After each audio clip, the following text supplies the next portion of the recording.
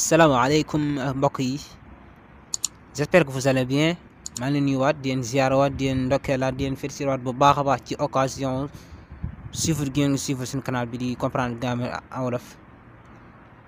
di leen dalalaat ak jàmm di wax bienvenue seen chaîne bi nga xam ne mooy gaaral toujours les leçons grammaire yi nga xamante ne si ni moo concerné langue français. di wax ni ngeen abonné mi seen fekk ne abonné go nga abonné te bés cloche notification ngir nga mën a jot vidéo yi nga xam ne mooy dikkaat toujours di wax ne nga ñëw dugal vidéo waaye li ñu empêché yëpp du lu may yenn mbir urgent yoo xam ne occupé nañ ci. Voilà donc direct ñu dugg ci leçon yi tey bi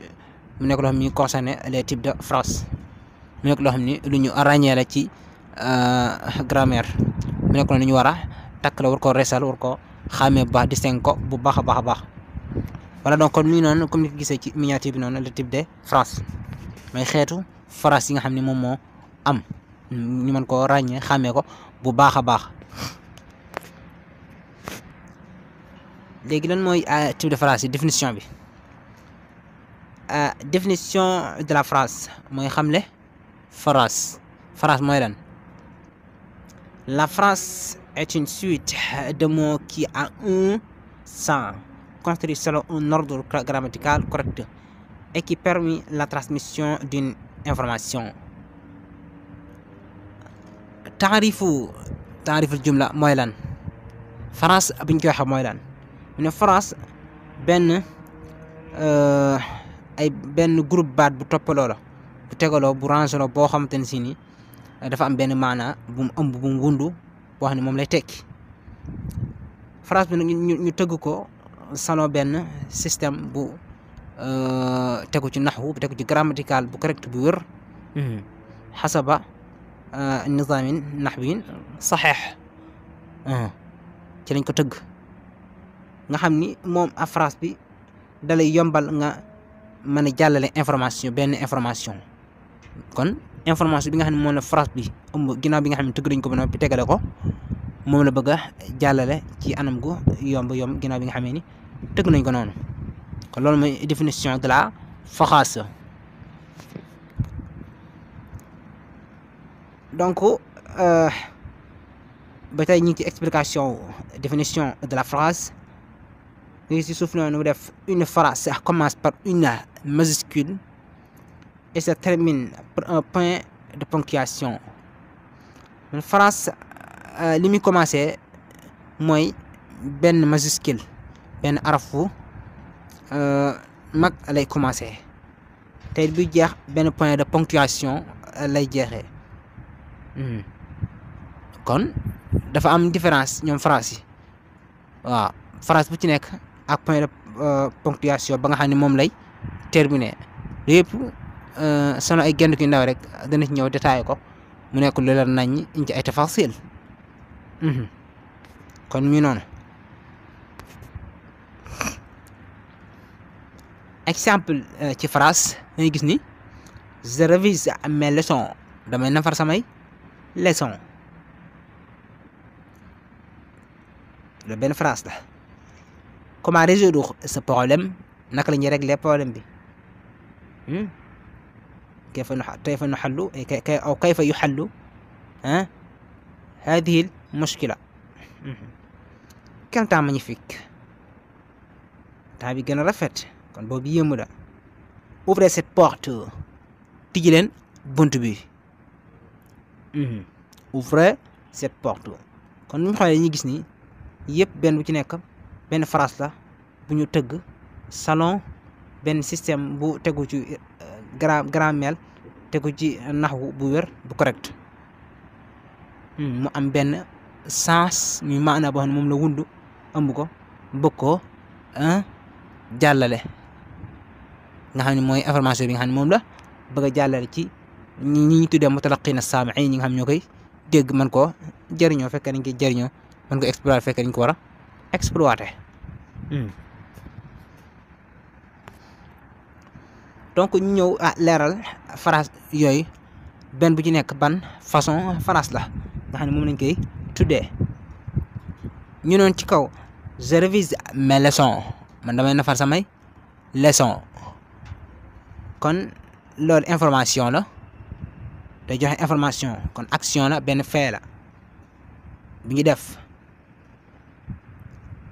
kon loolu ñu koy tuddee phrase déclarative kon day déclarer moo tax day yëgle benn information wala benn xew-xew bu muy def muy nafar gi kon phrase déclarative lañ koy tuddee. Deuxième phrase bi nekk comment résoudre ce problème naka ñu régler problème bi boobu dina ñëw ban façon phrase la kon mi ngi noonu ñu gis ni comment résoudre ce problème ñu gis ni phrase interrogative la parce que question la dafa laaj ñu koy tuddee phrase interrogative jumla istifhamiya te tudd ci arab. Quel temps magnifique temps bi gën a rafet loolu exclamation la yéemu taajub kon day yéemu kon li ñu koy tuddee ñëw ci détaillé ko kon mi ngi noonu comme ñu gisee ci apparence bi quel temps magnifique ñu noonu exclamation la di yéemu admiration ci dara li ñu gis ni kon dañ koy tuddee phrase exclamative lañ koy tuddee parce que day yéemu phrase yu yéemu. Ouvrez cette porte. Ouvrez cette porte itam noonu loolu kon dañ koy tuddee phrase injonctive wala beneen façon bi ñu koy tuddee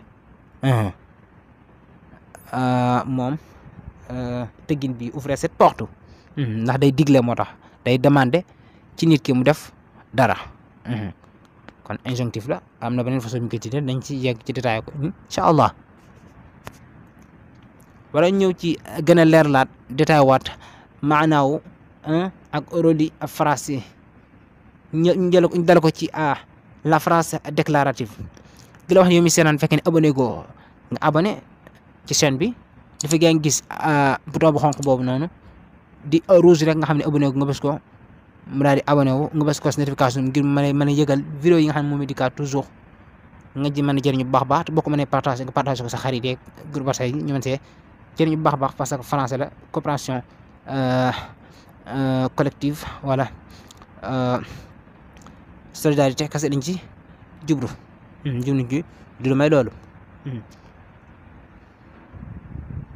voilà kon mi ngi noonu la phrase déclarative ñu dale ko ci moom mooy lan elle déclare la phrase déclarative donne une information une explication une description ou raconte un événement. La phrase déclarative benn information lay joxe wala benn explication lay joxe dañuy leeral dara wala phrase déclarative day joxe benn description mais day melal dara melal nit ki wala melal yu ni mel ni wala phrase déclarative day nettali benn événement mën naa nekk événement historique bu amoon ñëw di ko sardu indi ko di ko nettali sardu ahdaas taarixiya yi nga xam ne moom moo amoon ñëw di ko raconte di ko nettali lépp ñu ko tuddee phrase déclarative. La phrase déclarative se termine par un point mi noonu ci suuf point boobu lay terminer moom lay jeexee phrase déclarative parce que daa wax boo wax ji yegal loolu ñu tuddee phrase déclarative mooy jumla taqririya ci arab. Voilà donc exemple yaa ngi noonu cette voiture est très rapide oto bi dafa gaaw lool kon loolu benn exemple la ci phrase déclarative li nga xam ne day déclarer ki ñu jox benn information wala benn explication comme ni ñu ko détaillé woon sànq ci taarif bi di définition bi. Cette voiture est très rapide mu ne oto bi dafa gaaw lool kon dafa déclarer ni oto bi dafa gaaw. kon information bi lañ jox xamuñu ko woon moo ñu ko xamal kon information ci ñun ñi nga xam ne xamuñu ko woon wala muy jox benn explication gis na dañu ko leeral expliqué ñu ko ñu xam ko ñu xam ne oto bi ko dafa gaaw wala mu nekk benn description day melal oto bi da koy melal ñu ni mel mi dafa gaaw lool te rapide gis na am na melokaan description mi rapide bi kon day mel dafa gaaw kon déclaré nañu oto bi ak description bi muy melal yëpp li nga gis ni ñu xoolee day mel ni yëpp dajee na ci mu nekk déclaratif loolu moo tax lu kon c'est la raison qui pousse tax bañ koy tuddee phrase déclarative.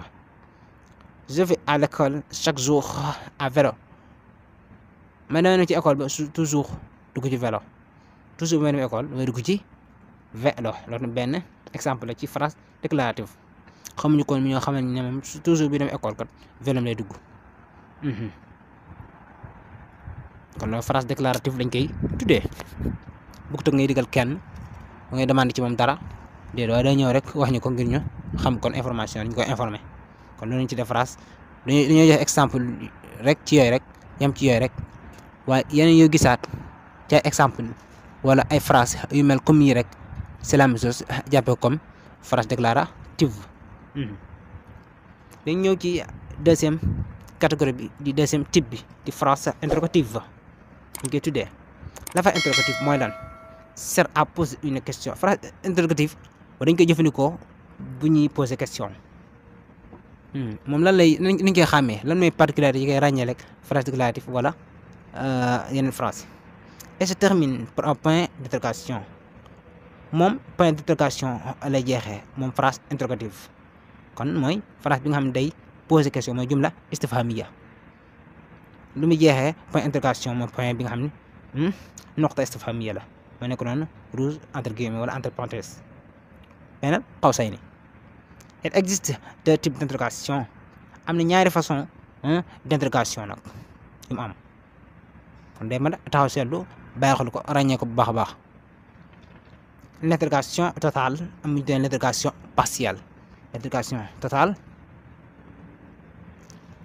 mooy al istifhamul kulli li arab di wax al istifhamul kulli. am l'interrogation partielle mooy am na ñu koy tuddee al istifhamul juz'i.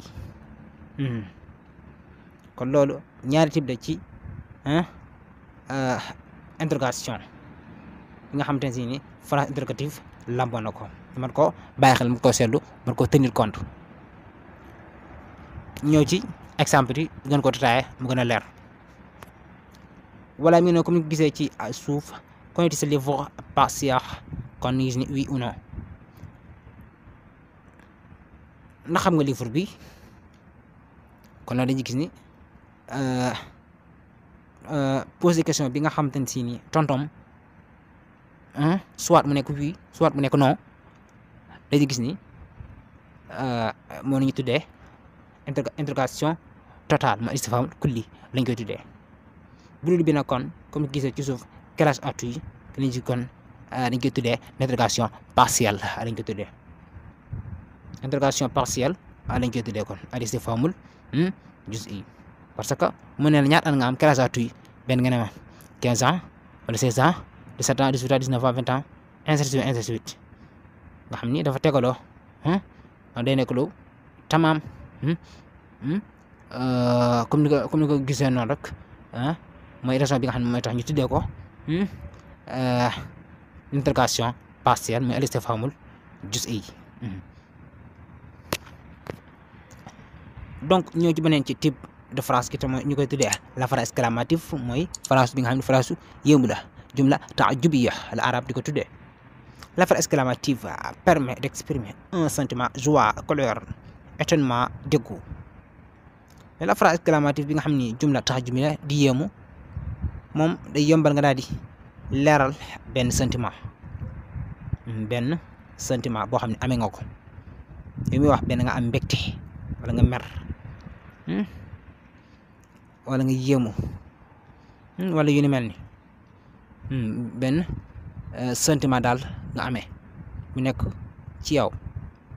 wala nga laajte wala yu ni mel nag yooyu moom lay yombal nga exprimer ko benn ci sentiment yi moom phrase exclamative nga gis dara rek yéemu wala nga dara nga mer extra yu ni mel ni moom lay exprimer moom lay wane moom phrase exclamative. la phrase exclamative se termine par un point d'exclamation. place exclamative moom lan mooy particularité bi koy ràññeel rek phrase déclarative wala phrase interrogative mooy moom point d'exclamation lay jeexee mooy point ba nga gis noonu te mu rouge nekk alif am tomb ci suuf nekk baynal qawsayni entre parenthèses loolu mooy particularité bi koy ràññee lekk phrase interrogative ou bien phrase déclarative. kon day mbata bàyyi xel benn bu ci nekk ak point ba nga xamante ne si ne moom la terminé ci loo xam ne moom mooy yombal ñu mën a ràññee benn bu ci nekk ak ay point boo gisee xam ni lii kat phrase sàngam la ñu laa ko jàngee woon noonu la ko règle bi waxee nga xàmmee ko noonu takkee ko noonu. ñëw ci exemple ci phrase exclamative mu ne comme ce gâteau est bon kon boobu yéemu la admiré wu di yéemu ci gâteau bi ni ba gâteau bi baaxee normal neexee tabi'i ci lay yéemu. benn mu naan quelle belle voiture oto bi gën a rafet kon da yéemu ci oto bi rafet bi nga xam ni gis na ko nazariyan mu rafet ci moom mu ci yéemu di admiré wu kon fa benn da ci joie wala ñu ne da ci étonnement wala benn ci yooyu la ci def waaye du colère moo du dëggu kon mu ne yëpp daal li ci amal solo mooy phrase bi nga xam ni ñu ngi koy tuddee phrase exclamative ñu koy ràññee point bi nga xam ne jeexee na ko te mooy alif bi am tomb bi ci suuf ñu koy tuddee point d'exclamation comme ni ko gisee ci ñaari exemple yooyu nga xam ni détaillé nañ ko teg ko ci tableau bi noonu. wala ñu jàllal ci beneen genn ku ñu gis ni biñ jàllee ci loolu ñu ñëwaat ci type de phrase yi am na ñu tuddee la phrase injonctive wala la phrase impérative. waaye di wax ni fekkee ne mi seenaan abonné goo da nga abonné ci chaîne bi bu ko defee ba abonné ba noppi nga bës cloche notification bi ngir vidéo bu bees bu dugg bu ne rek mën la ko yëgal signalé la ko nga mën see jëriñu bu la neexee nga partagé ko say xarit mën si jëriñu bu baax say collègue boo neexee nga bës j'aime bu la fekkee neex na la ñeneen itam fekkee ni gis nga dara nga commentaire am nga liberté exprimer commentaire ngir ñu mën a xoolaat suñ bopp toogaay suñ toogaay yëpp ñu xoolaat ko baax a baax voilà donc di la tenir le compte itam ni boo bëggee xifzu lii ala zahir qalbin mokkal ko isti'ab ko comprendre ko bu baax a baax takk ko boo amee temps da nga koy jël di ko jël sa kaye ak sa big di ko bind man koo reesal man koo ràññee man ko takk ci sa xel bu baax a baax ba fiñ la ko raase laajee fekk reesal nga ko bu yàgg kon yëpp day mat di leeral. ñëwaat ci beneen type bi di la phrase injonctive mooy lan ñu ne c'est à donner un ordre un conseil ou interdit quelque chose. la phrase injonctive phrase bi nga xam day digle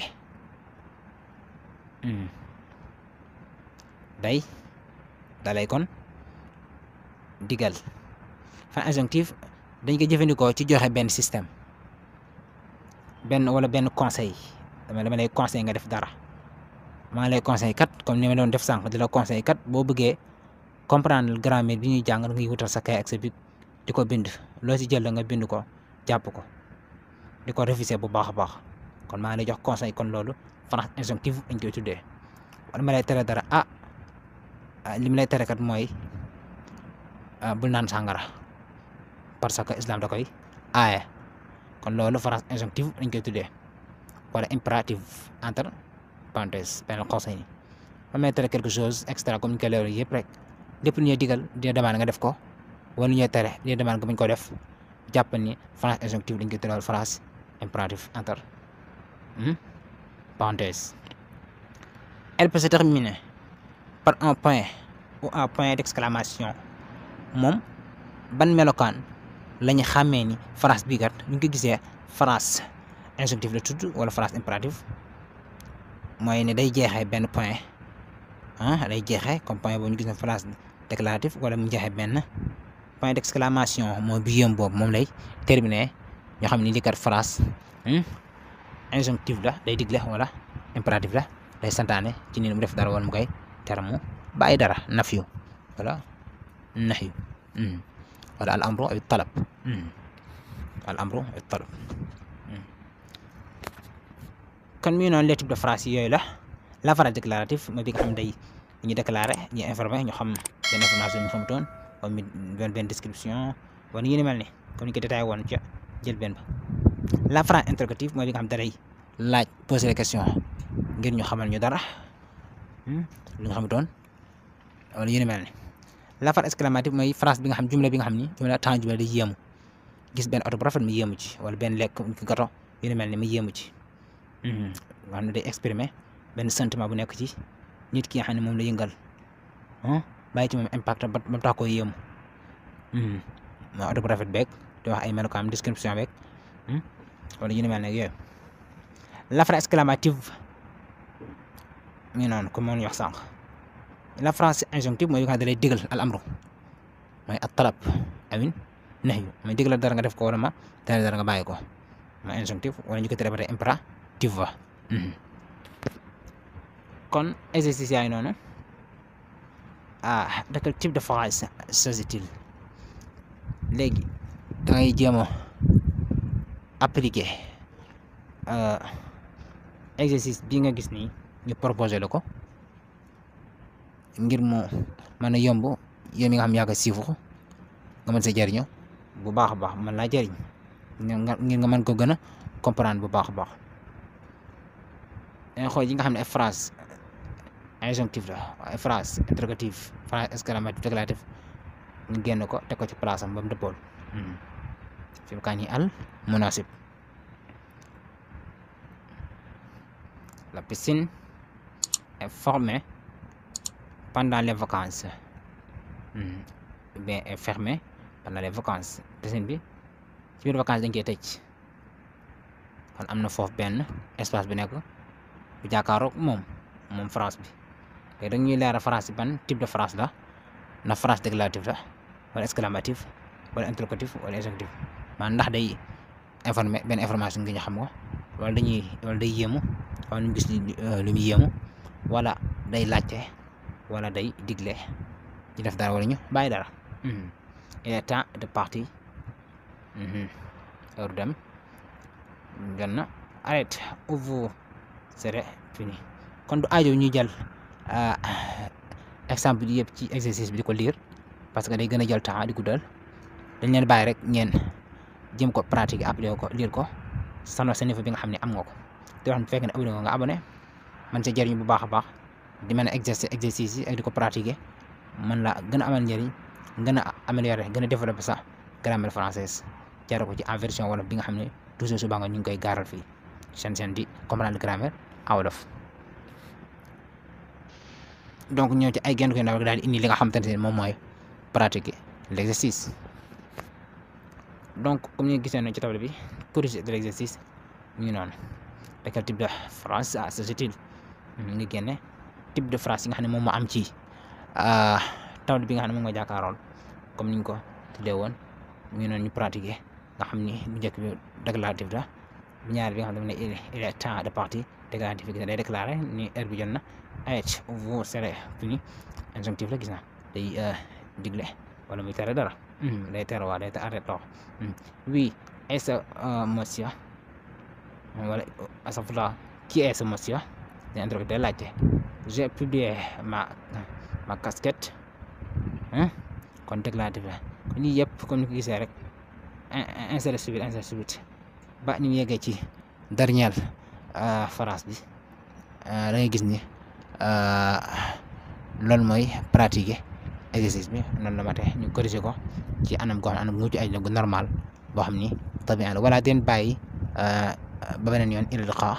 li wax ni bu fekkee ne abonné ngeen abonné ngir mën a gën a améliorer seen grammaire français jaare ko ci en version wolof asalaamaaleykum wa rahmatullahi wa barakatuh ila liqa